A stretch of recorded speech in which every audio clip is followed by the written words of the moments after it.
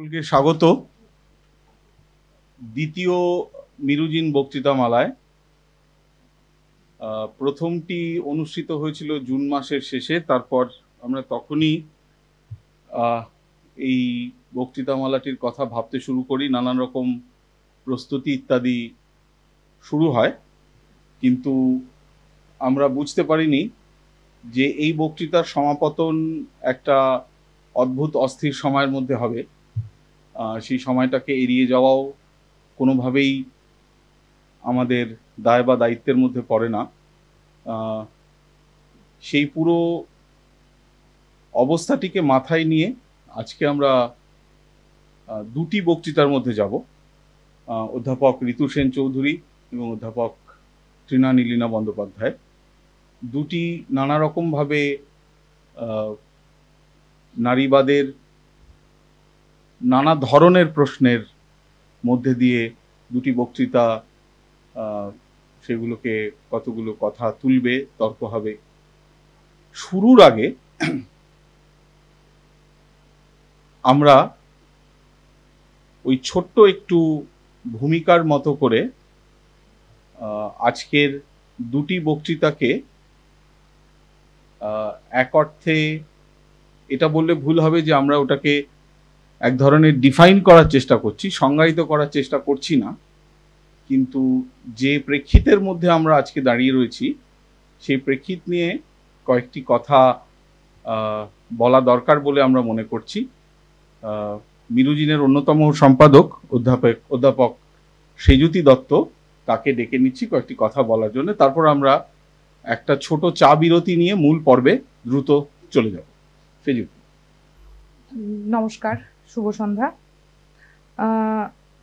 এটা মানে যে দায়িত্বটা মানে নেওয়া উচিত এবং আমাদের করা উচিত, এই সময়টাকে একটু রেকর্ড করে রাখা, কি হচ্ছে না হচ্ছে ইত্যাদি। কিন্তু আবার মানে যা ঘটেছে, যে ঘটনা ঘটে চলেছে এখনো, যেভাবে মানে আমাদের শহর, দেশ, রাজ্য যেভাবে অস্থির, খুব একটা স্ট্রাকচার্ড রেকর্ডিং বা আর্কাইভিং আমার পক্ষে সম্ভব হয়নি। ফলে একটু হয়তো অগোছালো, কিছুটা পার্সোনাল একটা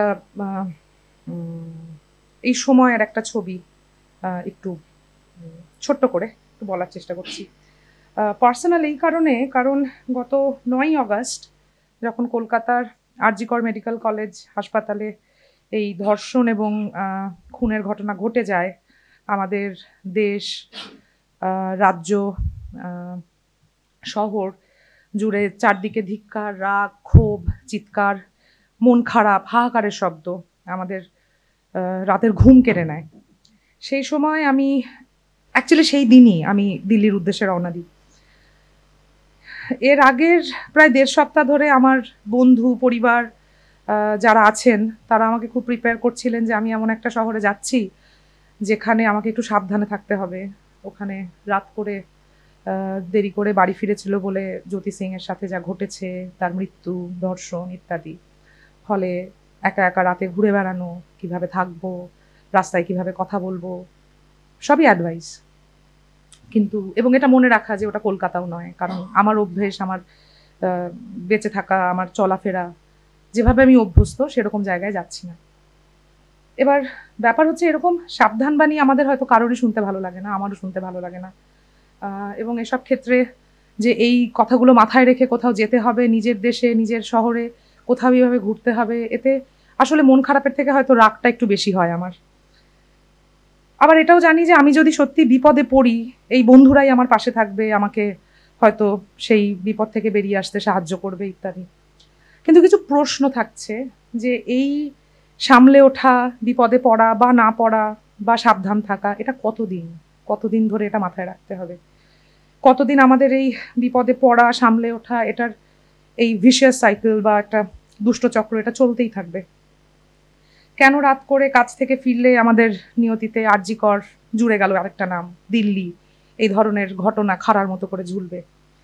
কেন রাজনীতির কারণে, জাতের কারণে হাথরাস, উন্নাও, কামদুনি, সন্দেশখালির মতো ঘটনা ঘটবে? অথবা শুধুই নারী শরীরের কারণে তাপসী মালিকের মতো আমাদের একটা কোল্যাটারাল হয়ে যেতে হবে ইত্যাদি। এবার শুধু যে সাবধান থাকা শুধু তো সেটা না, আমাদের তো আনন্দেও থাকতে ভালো লাগে, আমরা আনন্দে থাকতে ভালোবাসি, হই হল্লা করতেও ভালোবাসি। শুধু কাজই করব এমনও নয়, কাজ করব, হল্লা করব, হল্লা সেরে রাত করে বাড়ি ফিরতে চাই। আবার যখন সেটা করব তখন সুজেট জর্ডানের মতো নিয়তি হোক, সেটাও চাই না। প্রতিদিন আমাদের এই কাজ, আনন্দ, প্রাত্যহিকতা, 10টা মানুষের প্রোটেকশন চাই না। একা থাকা, দোকা থাকা, অনেকে মিলে থাকা, সব কিছুতেই এত ছিনিয়ে নেবার দায়িত্ব, যে আমাদের নিজেদের দাবি নিজেদের বার করে আনতে হবে, এত দায়িত্ব একটু ক্লান্তও করে। সেই ক্লান্তি থেকে আমরা মানিয়ে নিই, কথা শুনি, নিজের বন্ধুদের, পরিবারের কিছু এমন অ্যাডভাইস যেটাতে হয়তো মন খারাপ হয়, তা সত্ত্বেও সেটা মেনে নিই। কিন্তু আমি যদি এক্ষেত্রে শুধু আমার কথা বলি, আমার অবশ্যই মানিয়ে নিতে ভালো লাগে না, হয়তো অনেকেরই মানিয়ে নিতে ভালো লাগে না। চারদিকের এত আগুন যে সেই আগুন মনে হয় গিলে খাই। সেই আগুনে পোড়া চিৎকার যদি কারো কানে নাও যায় তো না গেল, কারণ দেখা যায় চুপ করে থাকলেও কারো কানে কিছু যায় না। আমরা জানি আমরা সবাই একা না, কেউ ফোর্স করতে পারে, কেউ পারে না। যে পারে সে শুধু আজীবন সেটা করে যাবে, সেটা কাম্য না। যে পারে না সে তিলে তিলে মিশে যাবে শুধুই বলতে পারছে না বলে, সেটাও না, সেটাও হয় না। গত 2 সপ্তাহে আমাদের দেশের, শহরের, রাজ্যের মেয়েরা রাস্তায় নেমেছে, দখল নিয়েছে রাজপথের। আমরা জানি তাদের মধ্যে অনেকে ছিলেন যাদের এটা প্রথম অভিজ্ঞতা, এরকম রাস্তায় বেরোনো। শুনেছিলাম কলকাতা মিছিলের শহর, দেখলাম কলকাতা সত্যিই মিছিলের শহর, রাজপথ মেয়েদের দখলে। কিন্তু ওই স্কেপটিক মাইন্ড, কিছু প্রশ্ন তখনও থেকে যায় যে কাল বা পরশু যখন রাজপথ আবার ফাঁকা, তখন যখন কোনো এক দুষ্টু টিনেজার মেয়ে বাড়ির কারফিউ অমান্য করে বন্ধুদের সঙ্গে আড্ডা দিয়ে রাতে বাড়ি ফিরবে, তার বয়ঃসন্ধির সেই অবাধ্যতার জন্যই রাজপথ তৈরি করেই আমরা ফিরবো তো? যে মেয়ে, যে কুয়ের মানুষ রাজনীতি করেন, নাইট শিফটে চাকরি করেন, তারা পা না চালিয়ে রাতের শহর, গ্রাম, মফস্বল উপভোগ করতে করতে বাড়ি ফিরতে পারবেন তো? দেশের বহু অসংগঠিত নারী, কুয়ার, শিশু শ্রমিক দিনে রাতে যেমন কাজ করেন অবিরত, যাদের কাজের সুরক্ষা নেই, কর্মক্ষেত্রে নিরাপত্তা নেই, তাদের শরীর, মন, অস্তিত্বের নিরাপত্তা নিশ্চিত করার দায়িত্ব কিন্তু শুধু তাদের একার না, আমাদের সবার। শুনেছি অনেক পুরুষ মানুষ রাগ হলে রাতে বাড়ি ফেরেন না, বাড়ি থেকে বেরিয়ে যান। আমরাও রাগ হলে সারা শহর ঘুরে বেরিয়ে নিজেদের মাথা হালকা করতে পারবো তো? জানি হয়তো প্রলাপের মতো শোনাচ্ছে, কিন্তু প্রিয়, যুক্তি সাজাবার দিন নয় অদ্য, ধ্বংসের মুখোমুখি আমরা। এবার কিছু আমাদের কথা বলি। অনেক সময় মনে হয় এইসব ঘটনার পরে যে কিছুই হচ্ছে না, কিন্তু হয়তো ছোট ছোট কিছু জিনিস হচ্ছে, সেইগুলো জাস্ট একটু নিজেদের মনে করিয়ে দিতে চাই। আজ এই বক্তৃতামালার 2 বক্তা, ত্রিনা এবং ঋতুদি, আমার খুব প্রিয় মানুষ।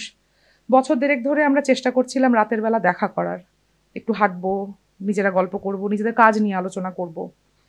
কথা হচ্ছিল ধীরে ধীরে আরও মেয়ে বন্ধুরা যদি যোগ দেন ভালো হয়। দেখা হয়েছে, আরও হবে, আশা রাখছি আরও বন্ধু যোগ দেবেন। কিন্তু আরজি করের ঘটনার পর আমার খালি মনে হচ্ছে, এটা আমারই মনে হওয়া, যে এবার আবার অনেক দায়িত্বর মতো আড্ডাবাজিও একটা দায়িত্বে পরিণত হলো, যে করতে হবে। 2, নাট্যজগতে চলতে থাকা নারী, শিশু, কোয়ার এবং প্রান্তিক মানুষদের ওপর যৌন নির্যাতনের বিরুদ্ধে কর্মক্ষেত্রে সেফ স্পেসের দাবিতে সুরক্ষার ইশতেহার নামে এক প্ল্যাটফর্ম গত এপ্রিল মাস থেকে কাজ শুরু করেছে। এদের সদস্যদের মধ্যে রয়েছে নারী, কোয়ার, নাট্যকর্মী, মানবাধিকার আইনজীবী, শিক্ষক, এরকম অনেকে। 3, সম্প্রতি মালায়ালাম ফিল্ম ইন্ডাস্ট্রির হেমা কমিটির রিপোর্ট বেশ কিছুটা অংশ আমাদের সামনে এসছে। ওদিকে বাংলা সিনেমার জগতেও কর্মীরা তাদের সুরক্ষা নিয়ে সরব হয়েছেন। Women's forum for screen workers plus in West Bengal তাদের সুদীর্ঘ চার্টার অফ ডিমান্ডস ফিল্ম ফেডারেশনের কাছে পেশ করেছে। একটু হলেও সবাই নড়ে চড়ে বসছেন। 4, সুরক্ষার ইশতেহার এবং সামিরা আঙ্গারের ফেসবুক পোস্ট থেকে জানতে পারছি কলকাতায় হাবিব তানভীরের ওপর তারকাখচিত প্যানেল ডিসকাশনে এক বিশেষ পুরুষ নাট্যকর্মীর বক্তা হিসেবে উপস্থিতির প্রতিবাদে সামিরা সেই প্যানেলে অংশগ্রহণ করতে অস্বীকার করছেন। যদিও সেই প্যানেল ডিসলভ করা হয়নি, কিন্তু আলোচনা এবং বিরোধিতা যথেষ্ট স্বর তুলেছে। এখানে উল্লেখ্য, ধর্ষণ এবং যৌন নির্যাতনের মামলায় অভিযুক্ত সুদীপ্ত চট্টোপাধ্যায়কে তাদের সাম্প্রতিকতম পরিবেশনা মঞ্চে জায়গা করে দেবার জন্য এই বিশেষ নাট্যকর্মীর বিরুদ্ধে সরব হয়েছিলেন বহু কুয়ার নারী পারফর্মাররা, এবং সেগুলোর রেকর্ড আনন্দবাজার এবং বিভিন্ন রকম পত্রপত্রিকায় রয়েছে। 5, আরজি করের ঘটনার প্রতিবাদে মেয়েদের রাত দখলের মিছিল অনেকের কাছেই হয়তো সিম্বলিক মনে হয়েছে, কিন্তু তা সত্ত্বেও শুনতে পাচ্ছি যে ঘরে ঘরে অন্তত রাতকে ভয় না পাবার সেরকম সিম্বলিক প্রচেষ্টা অনেক জায়গায় হচ্ছে। বিভিন্ন এলাকায় ছোট ছোট রাত দখলের প্রচেষ্টা চলছে। নারী, কোয়ার এবং প্রান্তিক মানুষদের দাবি মেনে বিভিন্ন মিছিল থেকে চেনা যৌন নির্যাতনকারী বেশ কিছু মানুষ এবং তাদের এনেবলারদেরকেও সরিয়ে দেওয়া হয়েছে। এ খুবই সামান্য, কিন্তু অনেকটা। এবার কিছু প্রশ্ন, যে কাজ এখনো বাকি, কিছু প্রশ্ন যেগুলো চলতেই থাকে। কেন যৌন নির্যাতন বা ধর্ষণের মতো ঘটনার প্রতিকার খুঁজতে আমরা মেয়ে, কোয়ার এবং প্রান্তিক মানুষদের উপরেই দায়িত্ব চাপিয়ে দিচ্ছি? একটা বড় প্রশ্ন যেগুলো থাকছে, মিছিলে উঠে আসছে এই প্রশ্নগুলো। রাত দখলের দাবি না মেনে কেন রাত থেকেই আমরা তাদের সরিয়ে দিই, রাতের দায়িত্ব আমরা তাদের দিই না? আরজি করের ঘটনার পর প্রথম রেকমেন্ডেশন হিসেবে যেটা ভাবা হলো যে মেয়েদের হয়তো রাতের বেলা ডিউটি না দেয়াই শ্রেয়। এটা খুবই জরুরি প্রশ্ন আমার মনে হয়, যে আমাদের সবসময় কেন ধর্ষিতার মৃত শরীর বা পোড়া দেহ এটার দরকার পড়ে। একটা লাঞ্ছিত বঞ্চিত শরীর না দেখলে আমরা বিশ্বাস করতে চাই না যেন চারদিকে জেন্ডার ভায়োলেন্স হচ্ছে বা হয়। চারদিকে ঘটতে থাকা যৌন নির্যাতন, গৃহহিংসা, এগুলো দেখেও আমরা দেখি না, শুনেও আমরা শুনি না। কোনো পুরুষ ক্ষমা চাইতে পারেন না, চুপ করে থাকতে পারেন না। এপ্রিল মাসে নাটকের জগতে সে বিখ্যাত মিটু ঘটনা, যেটা এইমাত্র উল্লেখ করলাম, আমাদের সেটাই মনে করিয়ে দেয়, কারণ সেই মুহূর্তে শুধু ক্ষমা চাওয়াটাই অভিপ্রেত ছিল, এবং খ্যাতনামা সেই বিখ্যাত নাট্যকর্মী ক্ষমাটাই চাইলেন না। আরজি করের ঘটনার পোস্টমর্টেম রিপোর্ট আমাদের চায়ের আড্ডায়, ফেসবুকে তর্কে তোলা দাবিগুলোর ভ্যালিডেশন হিসেবে ব্যবহৃত হচ্ছে।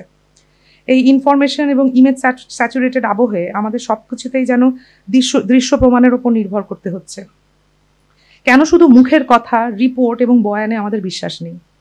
সেই আসিফার সময় থেকে দেখা যাচ্ছে ধর্ষণ এবং খুনের ঘটনার পর সেই নাম পর্ন সাইটে হাইয়েস্ট সার্চ কিওয়ার্ড হচ্ছে। প্রশ্নের শেষ নেই, উত্তরও আমাদের সব জানা নেই, কিন্তু আমি আমার কথা শেষ করছি। কিন্তু তার বাইরেও আজকে যেটা বিশেষ করে বলার কথা, সেটা হচ্ছে মিরুজিনের কথা। মিরুজিনের সম্পাদকীয় সদস্য হিসেবে স্পষ্ট করে আমি বলতে চাই, এবং আমরা হিসেবেই বলছি আমি, যে গৃহহিংসা, যৌনহিংসা, প্রান্তিক মানুষদের ওপর নেমে আসা আঘাত, লিঙ্গভিত্তিক ভেদাভেদ, এই সব কিছুর বিরুদ্ধে মিরুজিন সরব আছে এবং থাকবে। যে কোনো মানুষ, তা সে কোয়ার, নারী, পুরুষ, জেন্ডার স্পেকট্রামের তার অবস্থান যেখানেই হোক না কেন, সবার জীবন ও জীবিকার নিরাপত্তার পক্ষে মিরুজিনের অবস্থান অনড়।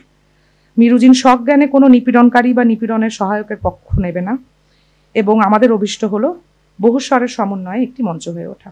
ধন্যবাদ। সবাইকে আবার স্বাগত। আমরা মূল পর্বে চলে যাচ্ছি।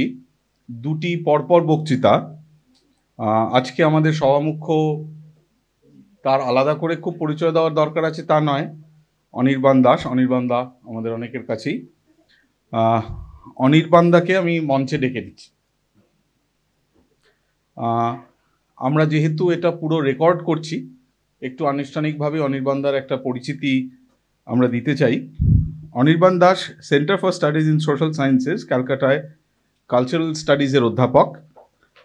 ক্যালকাটা মেডিকেল কলেজ থেকে পাঠ গ্রহণের পর দর্শনে পিএইচডি। চিকিৎসা বিজ্ঞানের জগৎ থেকে সরে আসেন বিজ্ঞান, সমাজবিজ্ঞান ও মানবিকী বিদ্যার প্রশস্ততর আন্তর্বিষয়িকতায়।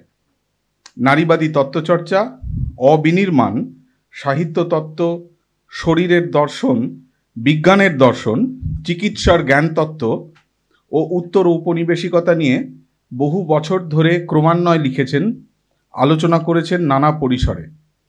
সম্পাদিত বই, তার মূল সম্পাদিত বইগুলির মধ্যে বিনির্মাণ, অবিনির্মাণ, 2007 অবভাস কলকাতা। 2010 সালে প্রকাশিত হয়েছে তার ইংরেজি বই toward a politics of the impossible, the body in Third World feminisms, Anthem Press UK থেকে। তার সাম্প্রতিকতম বই শরীর নীতিকথা, 2023 সালে তৃতীয় পরিসর থেকে প্রকাশিত। এটি ওই সালেই সুধীর চক্রবর্তী স্মারক সম্মান বইটি পায়।